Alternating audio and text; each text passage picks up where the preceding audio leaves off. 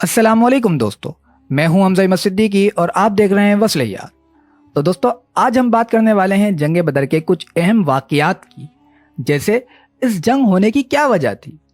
جنگ میں کتنے فرشتے نازل کیے گئے، اسی طرح فرشتے کس رنگ کے امامے پہن کر نازل ہوئے اور کیا فرشتے اس جنگ میں لڑے بھی۔ تو ان سب سوالوں کو جاننے کے لیے بنے رہیں وصل یار سے۔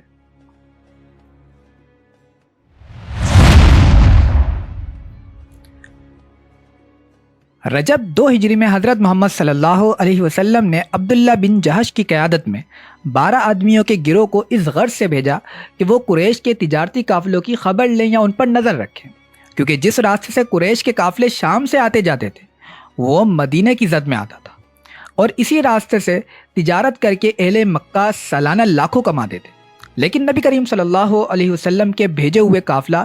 اہل مکہ کے سامنے آ گیا اور ایک چھوٹی سی لڑائی ہو گئی، جس کے نتیجے میں عمر بن الحضرمی مارا گیا اور 2 افراد گرفتار کر لیے گئے۔ لیکن اس بات کو نبی کریم صلی اللہ علیہ وسلم نے ناپسند کیا اور قیدیوں کو آزاد کر دیا گیا، اور ساتھ میں مقتول کا خون بہا بھی نبی کریم صلی اللہ علیہ وسلم نے ادا کیا۔ لیکن اہل مکہ نے اس کا فائدہ اٹھایا اور عرب قبائل کو لڑائی پر بہت اکسایا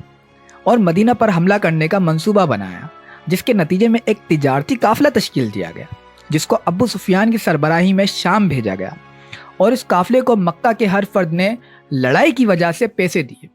عورتوں نے اپنے زیورات دیے تاکہ تجارت میں جو منافع ہو تو وہ جنگ کی مد میں خرچ کیا جائے۔ اور دوسری وجہ جنگ کی یہ بنی کہ ابو سفیان جس راستے سے قافلہ لے کر مکہ آنے والے تھے وہ مدینہ سے ہو کر جاتا تھا،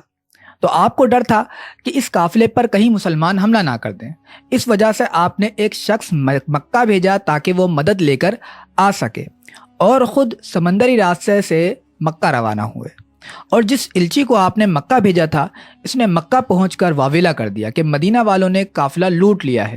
اور یہ سب سے بڑی وجہ تھی اس جنگ کی۔ اور اس طرح 1000 کا قافلہ تشکیل دیا گیا، جس کا منصوبہ یہ تھا کہ مدینہ میں اسلامی ریاست کا خاتمہ ہو، اور 2 ہجری 17 رمضان کو یہ مقابلہ مسلمان اور کفار کے درمیان ہوا۔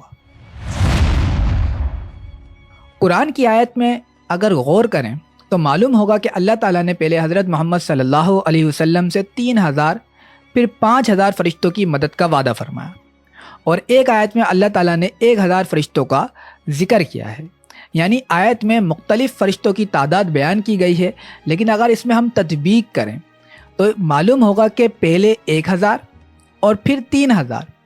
اور پھر 1000 دوبارہ فرشتے نازل کیے گئے۔ اس طرح مکمل جنگ بدر میں 5000 فرشتے نازل کیے گئے۔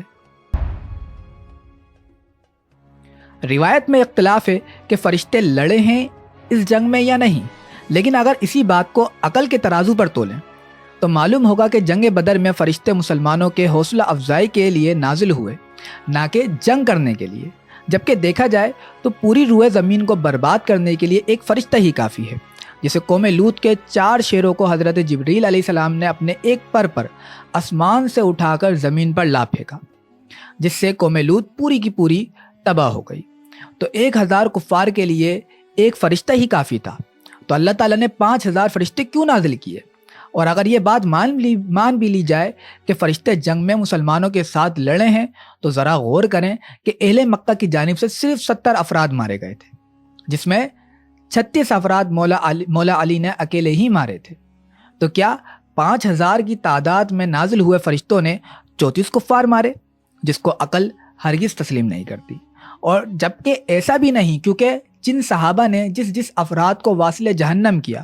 ان سب کا نام روایت میں موجود ہے، یعنی یہ 70 افراد یا یہ 70 کفار فرشتوں کے ہاتھوں نہیں بلکہ صحابہ کے ہاتھوں ہی مارے گئے۔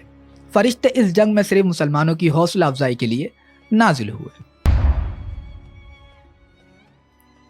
روایت کے مطابق فرشتے 3 رنگ کا امامہ پہن کر اس جنگ میں نازل ہوئے تھے، بلیک، وائٹ اور گرین۔ تو دوستو، ویڈیو کا اختتام اسی بات پر کرتے ہیں، کمنٹ سیکشن میں ضرور بتائیں کہ کون سا فیکٹ آپ کو زیادہ پسند آیا ہے۔ اپنے میزبان کو اجازت دیں، ملتے ہیں اگلی ویڈیو میں۔ السلام علیکم ورحمۃ اللہ۔